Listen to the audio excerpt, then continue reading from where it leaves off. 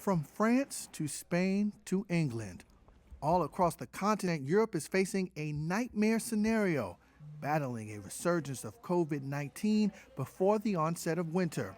Italy on Wednesday saw a record jump in new infections, over 7,000, though COVID-related deaths are nowhere near the numbers seen in the spring.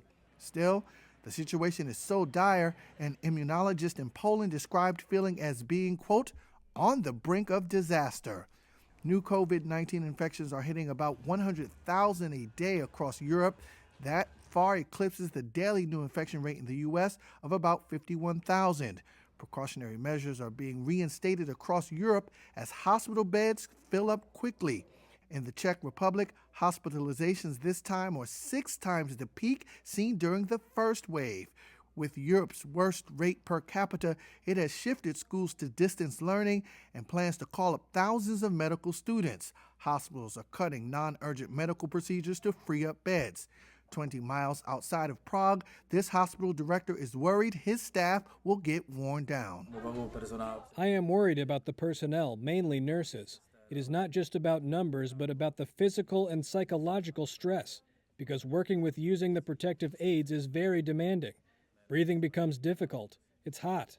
Manual skillfulness is limited when using 2 pairs of gloves.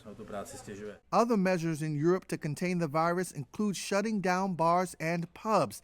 In cities like Barcelona, restaurants are being ordered to stop sit-down dining for 15 days starting Thursday. This restaurant manager is upset. I think we are much better here than on buses and trains and everywhere.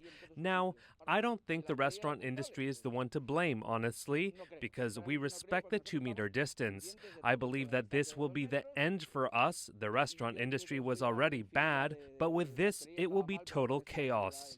Europe is now responsible for about 1/3 of all global new cases, forcing leaders to take new actions. French President Emmanuel Macron announced in a TV interview on Wednesday nightly curfews for 4 weeks, beginning Saturday in Paris and other major cities.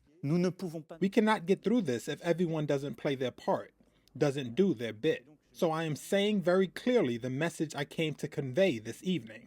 I need every one of you. We need each one of us. But the resurgent virus isn't limited to Europe. 22 American states set records for increases in new cases so far this month.